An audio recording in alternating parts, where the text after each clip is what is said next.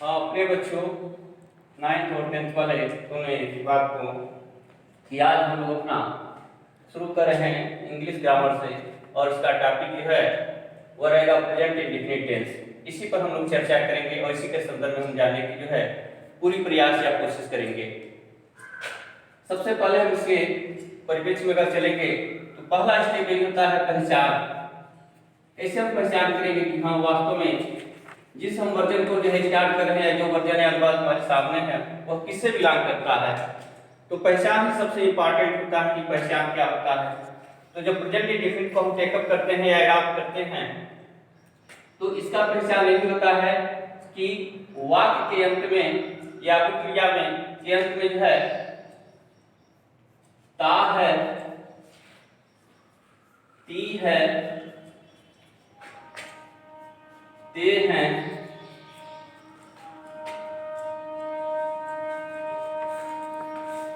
तो हैं या ता हूं,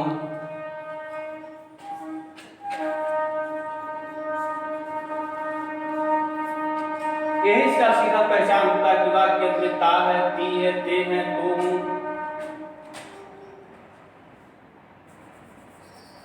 या ता हूं। यही आता है जो स्पष्ट करता है कि हाँ जिस अनुवाद को हम बनाने जा रहे हैं या जिस को हम ट्रांसलेट करने जा रहे हैं वो प्रेजेंट इंडेफिनिट से ही बिलोंग करता है, क्योंकि इसका सीधा पहचान यही होता है। और इस बात को हम अच्छी तरह से जान लें कि ता है, ती है, ते हैं और ता हूं, यह अपने आप में थोड़ा थोड़ा जो है डिफर हो जाते हैं, क्योंकि ता है जो है यह पुरुष की तरफ संबोधित करता है, ती है यह जो है स्त्री के तरफ संबोधित करता है और ते है यह जो है सीधे तौर पर जो है प्लूरल की तरफ संकेत करता है कि एक नहीं बल्कि कई लोग हैं। और जो लास्ट में हम लोग देख रहे हैं ता हूं, यह केवल जो है आई सब्जेक्ट के साथ ही इसका यूज करते हैं। तो इस बात को हम अच्छी तरह से समझ लें पहचान में कि ता है यह केवल पुरुष के लिए संबोधित करता है, एड्रेस करता है, ती है जो है स्त्री के लिए जो है एड्रेस करता है और ते है जो है यह प्लूरल की तरफ संकेत करता है या एड्रेस करता है और ता हूं यह केवल आई के साथ अपना रिलेट करता है। फिर हम आगे बढ़ते हैं पहचान के बाद तो सीधे हम रूल की तरफ बढ़ते हैं और उसके बाद है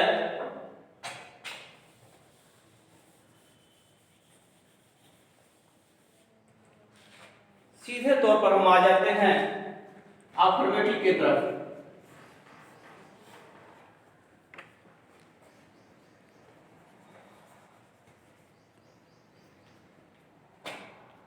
अफर्मेटिव सेंटेंस और अफर्मेटिव सेंटेंस में जो है हम रूल को जो है चेंज करते हैं, रूल को फॉलो करते हैं।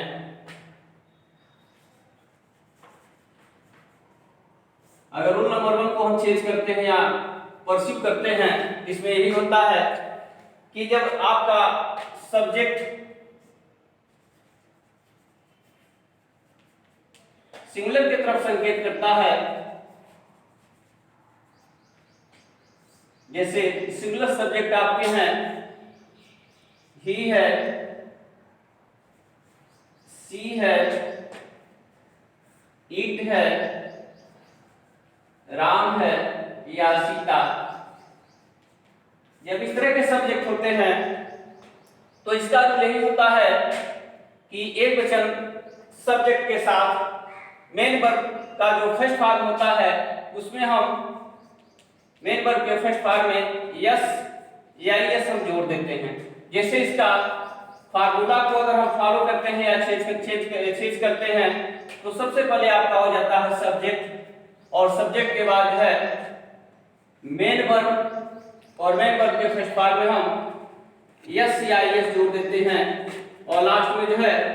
ऑब्जेक्ट लिखकर जो है उसे फिनिश या से एंड कर देते हैं। तो बस इस rule number affirmative present indefinite के अफर्मेटिव सेंटेंस का रूल नंबर 1 में इसके अंतर्गत हम यही रीड करते हैं, इसके इंक्लूड यही रीड करते हैं कि जब सब्जेक्ट सिंगुलर हो, जैसे ही, सी, इट या किसी पुरुष का नाम या किसी स्त्री का नाम, तो उसके साथ जब हम सब्जेक्ट को राइट करते हैं या रिटेन करते हैं तो सब्जेक्ट के बाद जो है मेन वर्ब को हम लिखते हैं, लेकिन मेन वर्ब के फर्स्ट पार्ट में हम यस या ये जोड़ देते हैं और फिर हम ऑब्जेक्ट को लिखकर उसे हम इन कर देते हैं। अगर एग्जांपल को हम फॉलो करते हैं, फॉर एग्जांपल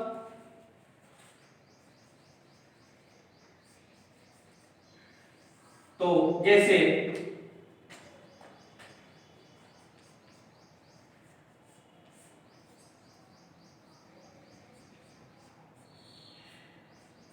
मोहन एक तस्वीर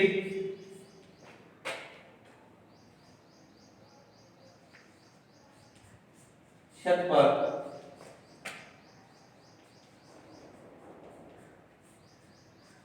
देखता है, तो वहां चूंकि सब्जेक्ट है और यह अपने आप में सिंगुलर है, तो सबसे पहले हम इसी को रिटेन करेंगे। तो हो गया आपका मोहन, और उसके बाद अगर हम मेन वर्ब की तरफ जाते हैं तो मेन वर्ब है देखना, तो इसमें हो जाएगा देखना करने की लुक, और लुक में हम जो है यस जोड़ देंगे, हो जाएगा लुक्स, मोहन लुक्स। और मोहन क्या देखता है, तो एक तस्वीर देखता है। यह दो आपके ऑब्जेक्ट हो गए, छत पर और एक तस्वीर। तो यह ऑब्जेक्ट में जो है हम दो भागों में डिवाइड कर देते हैं। पहला आपका हो जाता है एक तस्वीर और दूसरा इसका जो है पार्ट हो जाएगा छत पर। तो सबसे पहले हम फर्स्ट वाले को हम ऑब्जेक्ट को जो है चूज करेंगे। तो फर्स्ट वाला ऑब्जेक्ट है आपका एक तस्वीर, तो इसका हो जाएगा एक पिक्चर। उसके बाद आपका सेकंड जो ऑब्जेक्ट है वो छत पर है, तो हम इसे लास्ट में लिखकर जो है इस सेंटेंस को या इस वर्जन को जो है इंडिया फिनिश कर देंगे। तो पर का अंग्रेजी हो जाएगा आन, और आन के बाद हो जाएगा छत का आन। तो कहने का अभिप्राय या उचित यही है कि जब सब्जेक्ट आपका सिंगुलर हो तो सिंगुलर सब्जेक्ट के साथ हमेशा जो है मेन वर्ब के जो है फर्स्ट पार्ट में हम यस या यस जोड़ देते हैं, और उसके बाद ऑब्जेक्ट अगर दो हिस्से में है तो उसको जो है अपने हिसाब से उसे जो है राइट कर देते हैं या उसे हम कंपोज कर देते हैं। अब हम चलते हैं अफर्मेटिव सेंटेंस के जो है दूसरे रूल की तरफ, और दूसरा रूल है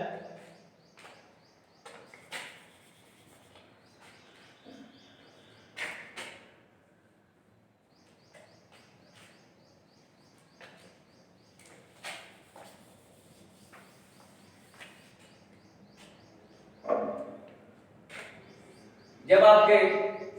अगर दूसरे रूल के इंक्लूड हम रीड करते हैं या स्टडी करते हैं या समझने का प्रयास करते हैं, तो दूसरा रूल यही है कि सब्जेक्ट जब आपका सिंगुलर नहीं बल्कि प्लूरल की तरफ संकेत कर रहा हो,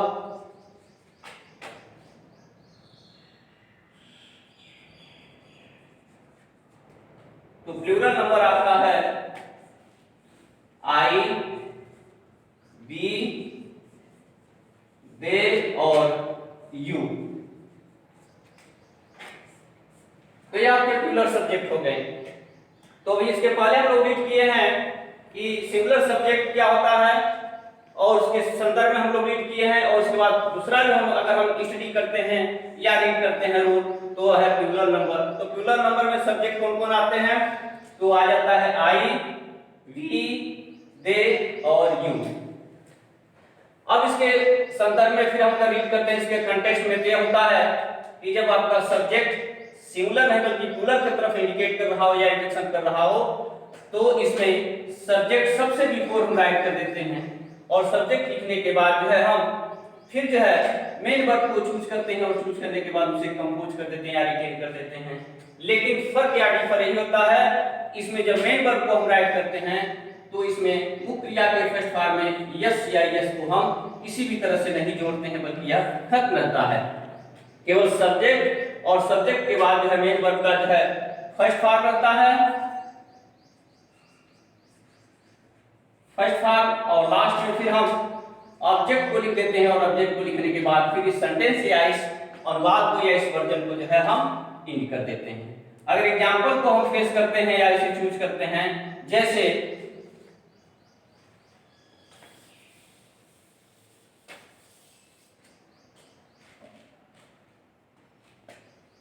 फॉर एग्जाम्पल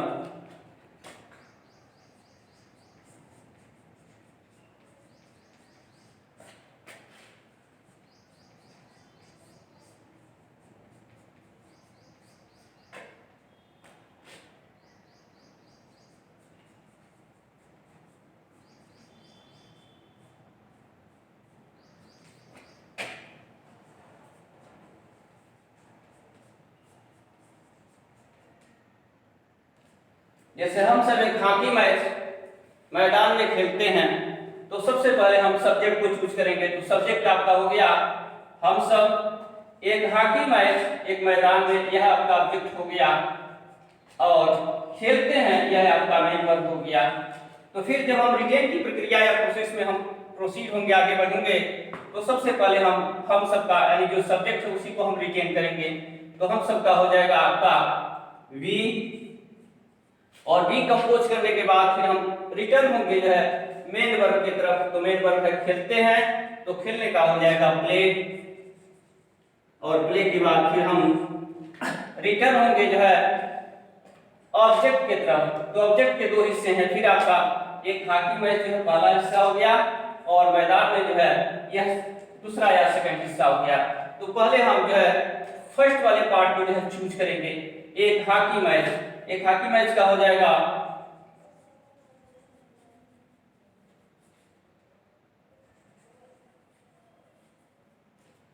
ये हॉकी मैच, और लास्ट वाला जो इसका स्टेप बचा हुआ ऑब्जेक्ट का वह मैदान में, तो हो जाएगा इन द फील्ड। तो बस यही इसमें दोनों में फर्क या डिफर यही है अफर्मेटिव सेंटेंस के फर्स्ट और सेकंड रूल में, कि जब आपका सब्जेक्ट फर्स्ट रूल में हम लोग देखे हैं कि जब सब्जेक्ट सिंगुलर था तो सिंगुलर सब्जेक्ट के साथ जो है जो मेन वर्ब था उसमें हमने यस या यस का जो है यूज किया था। लेकिन जब हम इसी परिप्रेक्ष्य में जब थोड़ा आगे बढ़े हैं और रूल नंबर सेकंड को जब हम चूज किए हैं या इसका हम परस्यू किए हैं या फॉलो किए हैं, तो रूल नंबर सेकंड में देखे हैं कि जब सब्जेक्ट आपका प्लूरल की तरफ इंडिकेट कर रहा है या इंडिकेशन कर रहा है, तो उस हालात या सिचुएशन में हमने देखा है कि सबसे पहले हमने सब्जेक्ट को राइट किया है, और सब्जेक्ट को राइट करने के बाद जो मेन वर्ब होता है उसका केवल हम फर्स्ट फॉर्म लिखे हैं, और फर्स्ट फॉर्म लिखने के बाद है फिर अंत में ऑब्जेक्ट को लिखते हुए उस सेंटेंस या उस वर्जन को हम एंड कर दिए हैं। और उसके बाद एग्जांपल भी आपके सामने दिया गया है कि जब सब्जेक्ट हो, ऑब्जेक्ट हो और मेन वर्ब हो, तो सबसे पहले हम किसे चूज करते हैं और किसे रिटेन करते हैं। तो बताया गया कि सबसे पहले हम सब्जेक्ट को ही रिटेन करेंगे, जिसमें हम सब है प्लूरल की तरफ इंडिकेट कर रहा है। तो सबसे पहले हमने देखा है कि वी लिखे हैं, उसके बाद जो है मेन वर्ब आपका खेलते हैं तो उसको राइट किए हैं, लेकिन इसमें हम यस या यस का यूज नहीं किए हैं। इसलिए नहीं किए हैं क्योंकि सब्जेक्ट हमारा सिंगुलर वर्ब नहीं बल्कि प्लूरल की तरफ संकेत कर रहा है। फिर उसके बाद जब हम ऑब्जेक्ट की तरफ रिटर्न हुए हैं तो ऑब्जेक्ट के दो पार्ट दिए गए हैं। पहले वाले पार्ट को सबसे पहले हम लिख दिए हैं ये हॉकी मैच, और दूसरा जो पार्ट बचा हुआ है मैदान में उसको लास्ट में लिखकर जो है उस सेंटेंस को जो है एंड कर दिए हैं। तो इस तरह से रहा है प्रेजेंट इंडेफिनिट का अफर्मेटिव सेंटेंस कि पहला रूल क्या है और दूसरा रूल क्या है। तो फर्स्ट और सेकंड दोनों रूल को जो है बड़े साफ तौर पर जो है आपको समझाया गया है कि फर्स्ट वाले रूल को हम किस तरह से चेंज करेंगे या किस तरह से उसे रिटेन करेंगे।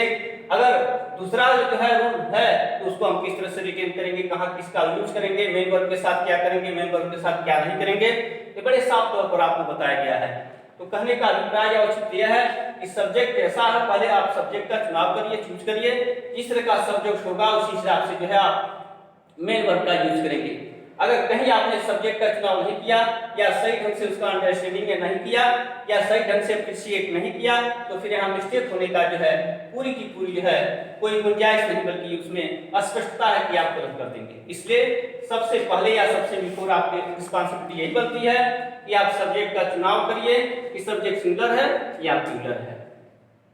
थोड़ा सा हम और आगे बढ़ते हैं निगेटिव की तरफ।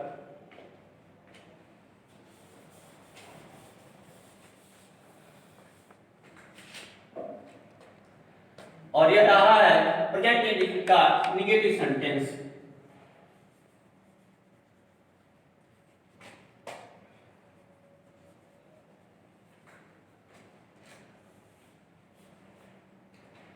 निगेटिव सेंटेंस में हम उसी तरह से रूल 1 2 3 करके जो है फॉलो या चेंज करते रहेंगे। अगर रूल नंबर हम 1 को चूज करते हैं या फॉलो करते हैं तो इसमें यही है कि जब सब्जेक्ट आपका सिंगुलर हो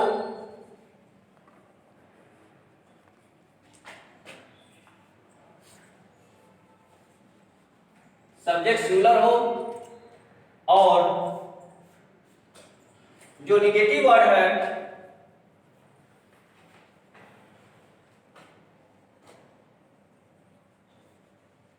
नहीं आया हो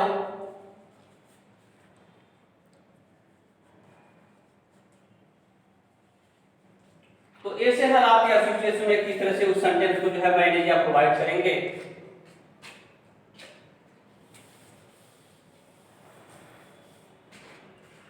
तो इसके हम फार्मूला को सबसे पहले एडॉप्ट करेंगे।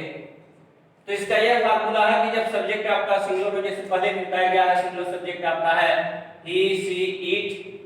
उसके बाद किसी पुरुष या स्त्री का नाम सपोज दैट अगर इस तरह का है तो सबसे पहले हम सब्जेक्ट को कंपोज कर देते हैं और सब्जेक्ट को कंपोज करने के बाद जो है सीधे तौर पर हम आ जाते हैं हेल्पिंग वर्ब की तरफ, क्योंकि इसमें सिंगुलर सब्जेक्ट के साथ हेल्पिंग वर्ब हो जाता है डज। और जब डज का यूज करते हैं तो डज का यूज करने के बाद जो है तत्काल हम नॉट का यूज कर देते हैं। तो इस तरह से दोनों एक साथ जुड़ा रहता है डज नॉट। तो सब्जेक्ट और सब्जेक्ट के बाद जब डज नॉट का यूज करते हैं तो डज नॉट के बाद जो है हम फिर मेन वर्ब की तरफ अग्रसर होते हैं और मेन वर्ब का जो है इसमें केवल फर्स्ट फॉर्म को हम राइट करते हैं, किंतु इसमें यस या यस जोड़ने का कभी हम प्रक्रिया साहस नहीं करते हैं, तो कभी इस पर हम कोई बल देते हैं, क्योंकि इसका रूल नहीं होता है कि सब्जेक्ट के बाद जब हम आगे बढ़ते हैं और नहीं आता है सेंटेंस में तो उसके लिए हम डज नॉट का यूज कर देते हैं और मेन वर्ब का फर्स्ट फॉर्म राइट करते हुए फिर हम लास्ट में ऑब्जेक्ट लिखकर जो है उस सेंटेंस को जो है हम एंड कर देते हैं। जैसे अगर एग्जांपल को हम टच करते हैं या स्पर्श करते हैं, फॉर एग्जांपल के लिए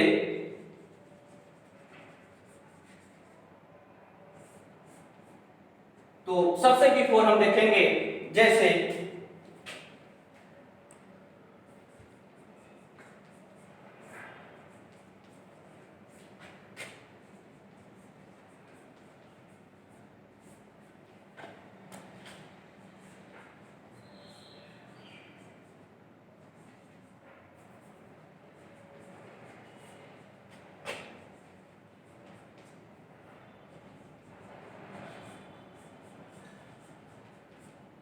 जैसे लिखा हुआ है एग्जांपल के तौर पर हम देखें या सीन करें, ममता एक दरवाजा रात में नहीं खोलती है। तो इसमें सब्जेक्ट आपका हो गया ममता, एक दरवाजा और रात में यह ऑब्जेक्ट की तरफ इंडिकेट कर रहा है और नहीं तो आपका नेगेटिव वर्ड है और खोलती है यह मेन वर्ड है। तो सबसे बिफोर जब हम कंपोज करेंगे या रिटेन करेंगे या इसे बात करेंगे या वर्जन करेंगे तो सबसे बिफोर हो गया आपका ममता और ममता के बाद है फिर हम निगेटिव की तरफ बढ़ेंगे। निगेटिव है नहीं तो नहीं के लिए भी बताया गया है कि जब आप सब्जेक्ट लिखेंगे तो सब्जेक्ट के बाद जो है हम डज नॉट का यूज कर देंगे। यहाँ आपका हो जाएगा डज नॉट और डज नॉट लिखने के बाद मेन वर्ब आपका है खोलती है तो वहां हम आ जाएंगे, खोलना खोल जाएगा ओपन। लेकिन फिर वही बता देना चाहते हैं क्योंकि अप्रोप्रिएट है कि हम फिर जब सब्जेक्ट सिंगुलर होगा तो डज नॉट का यूज करने के बाद मेन वर्ब के फर्स्ट पार्ट में यस या यस नहीं जोड़ेंगे बल्कि केवल इसका फर्स्ट पार्ट भी रखेंगे या पूरा करेंगे। उसके बाद जब हम ऑब्जेक्ट की तरफ रिटर्न होते हैं तो ऑब्जेक्ट के दो हिस्से बताए गए हैं। पहला हिस्सा आपका फिर हो जाता है एक दरवाजा और दूसरा है रात में। तो सबसे पहले हम एक दरवाजे को चूज करेंगे तो दरवाजा का हो जाएगा ए डोर और रात में है तो इसका हम लिखेंगे मेक सेंस यहां जाकर पोजीशन है अपने आप में, इसके लिए हम लगा देंगे पोजीशन एट और आपका अंग्रेजी हो जाएगा नाइट। तो इस तरह से सबसे पहले हमने देखा कि सबसे पहले हमने ममता को लिखा है और ममता के बाद ममता चूंकि सिंगुलर सब्जेक्ट है इसलिए नहीं के लिए हमने डज नॉट का यूज कर दिया है और मेन वर्ब आपका है खोलना या खोलती है तो उसको हमने लिखा है ओपन और ऑब्जेक्ट को दो पार्ट में जो है डिवाइड कर दिया है। पहला पार्ट आपका हो गया है एक दरवाजा और दूसरा पार्ट है रात में। तो पहले पार्ट को हमने यहाँ कंपोज किया है ए डोर और लास्ट वाला जो पार्ट बचा हुआ है ए रात में, उसको एट नाइट करके जो है फिर सेंटेंस को एंड कर देंगे। तो कहने का अभिप्राय है कि जब सब्जेक्ट आपका सिंगुलर हो तो सिंगुलर सब्जेक्ट के साथ जो है, और नहीं आया हो तो सिंगुलर सब्जेक्ट के साथ जो है हम नहीं के लिए डज नॉट का यूज करेंगे, और डज नॉट का यूज करने के बाद जो है मेन वर्ब पे जो है फर्स्ट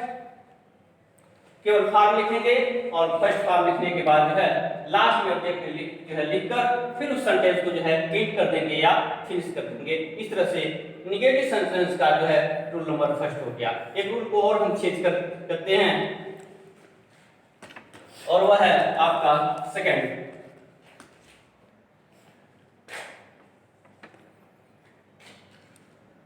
और इसके परिप्रेक्ष्य में जब हम रीड करेंगे, स्टडी करेंगे, तो इसमें यह है कि सब्जेक्ट आपका सिंगुलर न होकर अगर सब्जेक्ट आपका प्लूरल की तरफ संकेत करता है,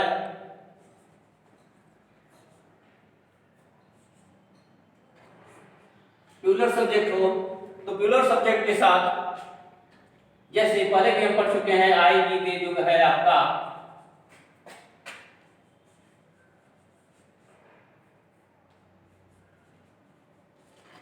तो ऐसे सब्जेक्ट के साथ जो है जब हम फार्मूला को जो है यूज करते हैं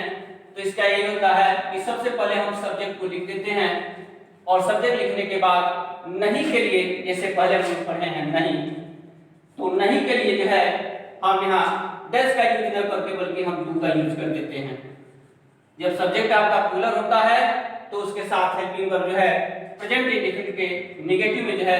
डू आ जाता है, और डू के बाद तत्काल हम जो है नॉट का यूज कर देते हैं। और इस सब्जेक्ट के बाद डू नॉट, और डू नॉट के बाद फिर हम जो है मेन वर्ब का जो है फिर फर्स्ट पार्ट, इसमें कोई परिवर्तन या कोई चेंजिंग नहीं करते हैं, और फर्स्ट पार्ट लिखने के बाद फिर जो है हम लास्ट में ऑब्जेक्ट को लिखकर जो है उसे हम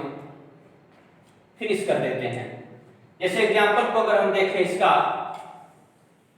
इस चीज को एक बार और समझने का प्रयास करिए कि जब सब्जेक्ट आपका प्लूरल की तरफ संकेत कर रहा हो, जैसे आई वी दे यू,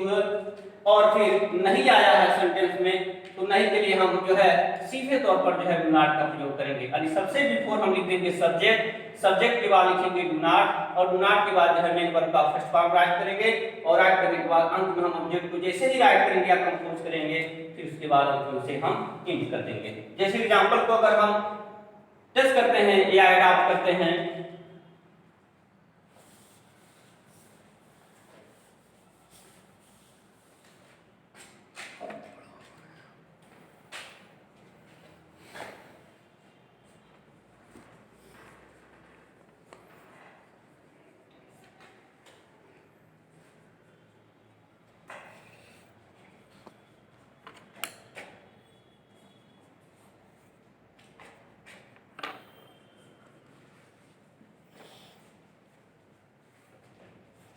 जैसे वे सब एक बाग में नहीं सोते हैं, इसमें सबसे पहला हो गया वे सब, यह आपका सब्जेक्ट की तरफ संकेत कर रहा है।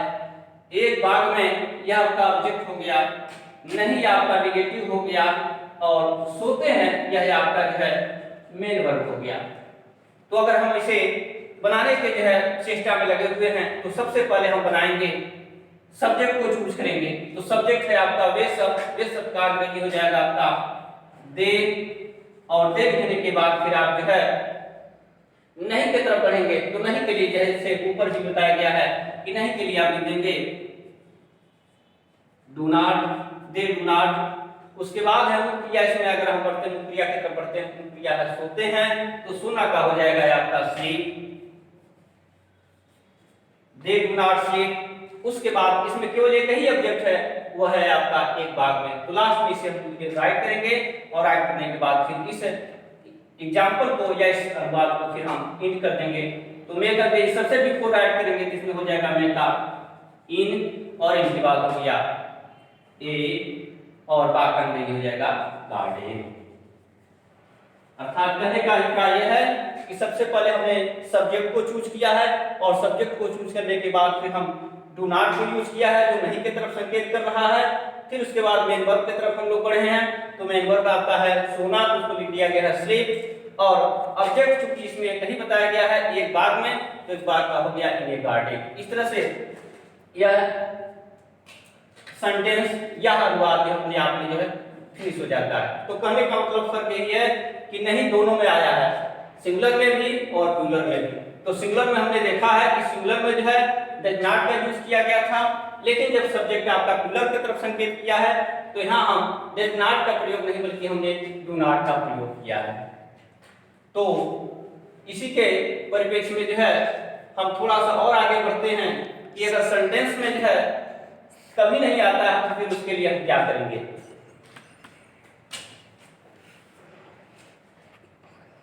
लेकिन चूंकि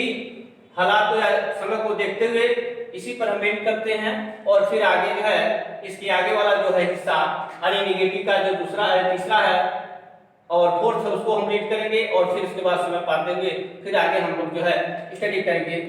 तो फिर अपनी बात को हम जो है यहीं पर ब्रेक करते हैं और फिर आगे वाले टर्म को जो है हम लोग फिर से देखेंगे और इस पर जो है विचार करेंगे और मन और बड़े योग्यता के साथ इस पर हम जो है अमल करने का जो है प्रयास करेंगे।